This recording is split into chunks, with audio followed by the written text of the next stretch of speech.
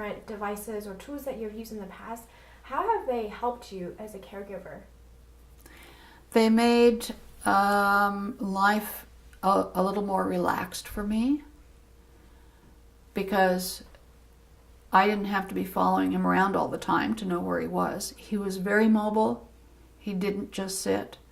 He was restless. That was one of the things that he suffered from, I think, in the disease. And he was in such good physical condition. He had been a marathon runner and a skier. A cross-country skier. And so his legs really didn't go out from under him until almost the end. So I had to devise ways to let his mobility alone, let it happen, but not have to be on my feet and concerned all the time. And it was getting to be more that way toward the end. I just couldn't let him out of my sight. But for most of his disease, they allowed me a sense of being able to relax and not be concerned about his safety. Can I have you say that one more time and just say that the tools or the items, just you said they a couple times, and I just want to have the various devices or the devices allowed you or so forth, if you follow me. Oh, what the devices did for me. Yes, can you just say the devices allowed me in a short... Okay, all of the devices that I used during the time of his illness allowed me a feeling of relaxation so that I didn't have to be concerned all the time about his safety.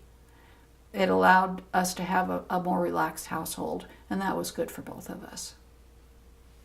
That's good. Okay. That was perfect. Anything else you'd like to comment or say? I think I've asked most of the questions that I wanted to ask. Okay. One of the things that I really tried hard to do during the course of Howard's disease was to read as much as I could about dementia. It was hard. It was one of the hardest things I did, to be able to look ahead and see what I might be facing so that I could be prepared. Early on, I moved from attending the caregiver support group to facilitating the caregiver support group, and I still do. And I've put together a small library that we keep in our meeting place. And I really encourage people to read and read and read. Some people can't do it, but I must say I don't think I could have pulled this off as creatively and successfully as I did if it hadn't been for all the wonderful literature that's out there.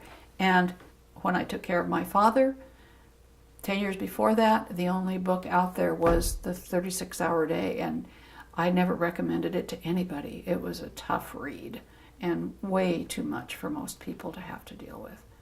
But the reading, the literature, being able to look ahead and try to have a plan B or a plan C if plan A didn't work. Okay. Was there something that you used with your dad that you mentioned earlier on? Like the talking watch or something? Or something else that, right. Can you talk about that? Right. My father and a very dear elderly friend both had macular degeneration. And my dad and Joan both needed a large button telephone to be able to continue to make telephone calls. My dad never could figure out how to use the buttons in such a way that it would dial, one number would dial one particular person. Joan could figure that out, but it still was difficult for her for both of them to use the telephone, and that helped a lot. Joan also used a talking watch.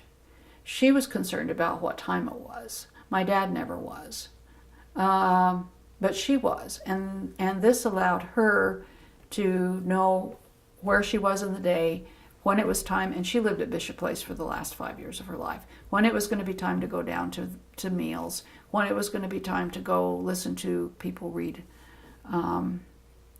to the group at large. That little tool, I think, is a really cool one, and it can benefit people a lot. It also can act as an alarm clock if you wanted to do that. A bigger tool, and this doesn't apply to dementia, but it can apply to a caregiver of someone who has macular degeneration. And my dad had this, one of the early forms of this tool. It's like a big television camera that has a screen, and it points down at the platform underneath, and he could continue to keep track of his financial affairs, could look at photographs and look at magazine pictures and read magazine articles with his big eye machine, as he called it. And I know that they still have those, and they're a lot more sophisticated than they were when he had one. But that was an excellent technology tool for him. Great, thank you. I think we're good.